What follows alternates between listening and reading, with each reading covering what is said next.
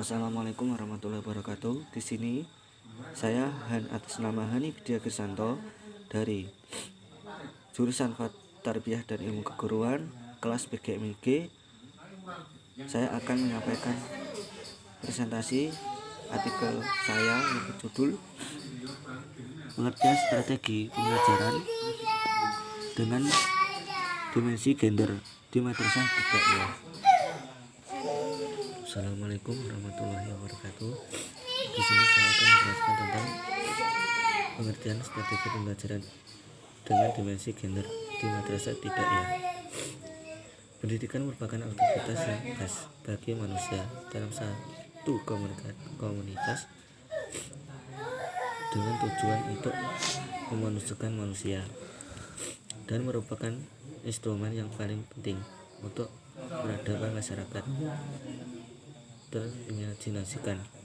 Pendidikan juga merupakan kunci terwujudnya keadilan gender dalam masyarakat, karena di samping merupakan alat untuk mengkaji dan menyampaikan ide-ide nilai baru. Dengan demikian, lembaga pendidikan merupakan sarana formal untuk sosial sekaligus transfer nilai-nilai norma-norma yang berlaku di masyarakat. Oleh karena itu, dalam lembaga pendidikan sebagai tempat transfer pengetahuan kepada masyarakat, munculnya pembelajaran di dimensi gender untuk mengarahkan tujuan keadilan gender. Dalam pembelajaran di pendidikan maka perlu satu melakukan keadilan gender dan menghilangkan pembedaan peserta didik, upayakan keadilan gender di kalangan staf dan pemimpin, meredam sebab-sebab terjadinya kekerasan dan diskriminasi melalui materi yang diajarkan, proses pembelajaran yang dilakukan, dan menata segala ide-ide pemikiran yang mengandung sesuatu negatif.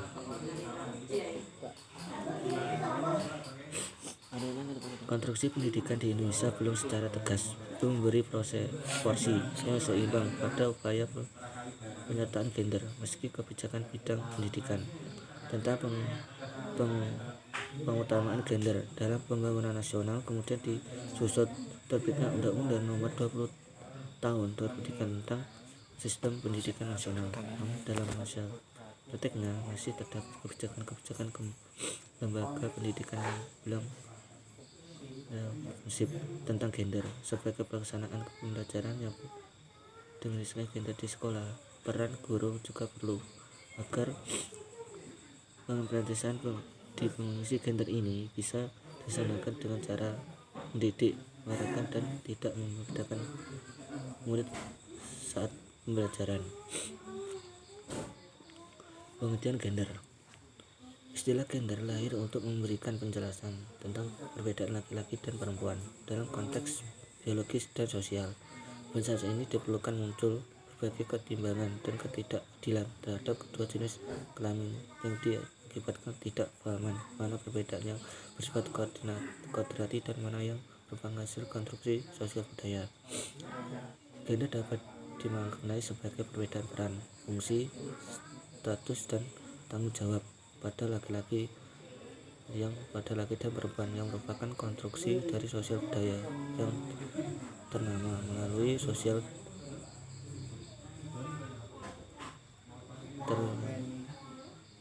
terus menerus. Sedangkan Kemdiknas memberikan definisi gender sebagai konsep yang mengacu pada perbedaan peran dan tanggung jawab laki-laki dan perempuan yang terjadi akibat dari perubahan keadaan sosial dan budaya masyarakat. Perbedaan definisi di atas menunjukkan bahwa gender berbeda antara satu dengan masyarakat yang lain. Hal ini karena konsep gender yang berlaku di masyarakat tersebut. Selain itu, gender juga merupakan harapan peran sosial yang dibedakan kepada dua jenis kelamin.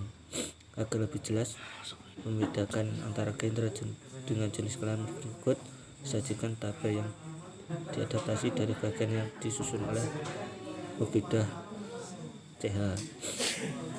Perbedaan seks dengan gender. Perbedaan biologis laki-laki dan perempuan berikut fungsi reproduksinya. Sedangkan di gender, perbedaan peran, fungsi, dan tanggung jawab laki-laki dan perempuan atas dasar konstruksi sosial di masyarakat. Ciptaan Tuhan bersifat kodrati, tidak dapat diubah, tidak dapat ditukar, berlaku sepanjang zaman dan di mana saja. Sedangkan di gender, bentukan manusia bersifat sosial, dapat dilakukan oleh laki-laki dan perempuan berdasarkan kebutuhan, kesepakatan, kesempatan, dan keputusan budaya. Sedangkan di sini perempuan kodratnya adalah rahim, ovum, ASI atau menstruasi. Sedangkan di gender, peran sosial laki-laki pertama spermatozoa atau membuahi, publik, mencari nafkah, menjadi pemimpin, pejabat, pengawal, dan lain sebagainya. Selanjutnya, strategi implementasi pembelajaran inklusi gender di MI. Salah satu usaha meminimalisir kesenjangan gender adalah melalui pendidikan yang inklusif gender untuk membentuk karakter manusia atau human. Maka para guru memberikan nilai-nilai keadilan dan kesetaraan gender haruslah didukung dengan cara mengembangkan proses pembelajaran yang efektif untuk mentransfer mengembangkan pembelajaran yang relevan. Selain itu juga kebijakan pendidikan sensitivitas gender guru kurikulum, tujuan pembelajaran, pengajaran, metode, strategi pembelajaran, evaluasi, serta fasilitas media pendidikan lainnya. Pembelajaran responsif gender adalah pembelajaran yang memberikan prosesi perhatian yang seimbang dan sensitif terhadap kebutuhan khusus baik laki-laki maupun perempuan. Pembelajaran harus dilakukan responsif gender karena pembelajaran merupakan proses internalisasi baik atau buruk, apa yang boleh dilakukan dan yang tidak boleh dilakukan dalam sebuah pembelajaran. Pembelajaran inklusi di madrasah ibtidaiyah. Pendidikan inklusi yakni mulai dikenal setelah lama diwacanakan di Indonesia, telah mulai berkembang di tingkat internasional cukup lama, merujuk kepada dokumen internasional. Salah satunya contohnya adalah pada dokumen UNESCO tahun 2005 13 mendefinisikan pendidikan merupakan sebagian program untuk semua bahwa inklusi di bidang sebagai proses mengenali dan mempersiapkan keragaman kebutuhan peserta didik. Model pendidikan inklusi. Model pendidikan inklusi dapat dilaksanakan beberapa model yang sebagai berikut. 1. Kelas reguler tanpa bimbingan khusus. Anak berkelan belajar bersama anak normal di kelas yang sama dengan sistem yang sama. Jadi di sini tidak ada perbedaan antara orang yang berkebutuhan khusus saat belajar dengan orang yang normal. Yang kedua, kelas reguler dengan tahapan bimbingan khusus. Di dalam anak kalian belajar bersama dengan anak normal belajar sama dan dengan kurikulum yang sama tanpa ada perbedaan. Ketiga, kelas khusus dan kesepakatan berada di kelas reguler. Jadi di sini ketika inklusi atau model pendidikan inklusi itu tidak membedakan antara siswa yang berkebutuhan khusus dengan siswa yang sehat. Namun di situ di nomor 3 sendiri ada kesepakatannya. Itu anak tersebut bisa dijadikan satu oleh anak yang tidak berkebutuhan khusus. Selanjutnya adalah pengimplementasian pendidikan inklusi. Menurut Latu pada tahun 2017 mengapa pendidikan inklusi harus diperhatikan, karena setiap anak memiliki hak yang sama untuk memperoleh pendidikan yang bermutu tanpa ada perbedaan baik itu dari siswa laki-laki maupun siswa perempuan, dan juga tidak ada yang namanya diskriminatif antara siswa dalam pendidikan inklusi. Disabilitas tidak lagi dianggap sebagai penghambat karena setiap anak memiliki potensi masing-masing dan semua dianggap sama. Jadi gini, dalam peran pengimplementasian pendidikan inklusi itu, anak difabel itu tidak lagi dipandang remeh, karena pada hakikatnya Di dalam gender ini semua sama, baik itu memiliki kebutuhan khusus maupun tidak. Jadi yaitu tidak diadakan ataupun orang yang berkebutuhan khusus atau difabel itu hakikatnya sama di mata pendidikan. Dampak pendidikan inklusi bagi gender.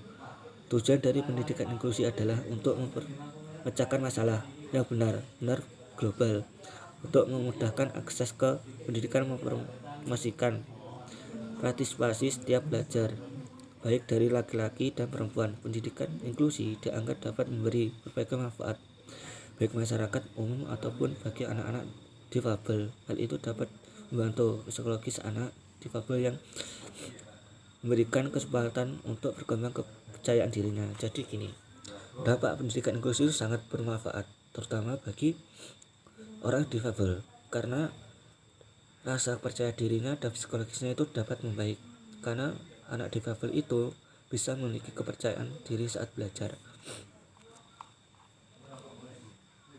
Selanjutnya adalah keadilan gender dan pendidikan. Keadilan gender adalah suatu konsep curtal yang berupaya membuat perbedaan dalam hal peran dan perilaku, mentalitas dan karakteristik emosional antara laki-laki dengan perempuan, atau antara siswa laki-laki dengan siswa perempuan yang ada di madrasah ibtidaiyah yang berkembang di masyarakat. Namun demikian, keadilan gender dalam dunia pendidikan sehingga tidak disadari oleh para pendidik, orang tua dan murid pada umumnya. Para guru telah melakukan semua murid perempuan dan laki-laki itu sama dan adil. Mereka tidak memperhatikan apakah buku-buku pelajaran itu memuat gender secara real atau nyata. Ibaratnya gini, guru itu tidak tahu bahwa buku-buku itu yang diajarkan itu memuat wawasan gender apa tidak. Jadi orang tua itu tidak tahu, seolah-olah guru itu sudah menyampaikan tapi kenyataannya belum menyampaikan. Keadilan gender dalam melaksanakan penilaian hasil belajar. Jadi gini, penilaian hasil belajar merupakan proses sistematis yang meliputi pengumpulan informasi,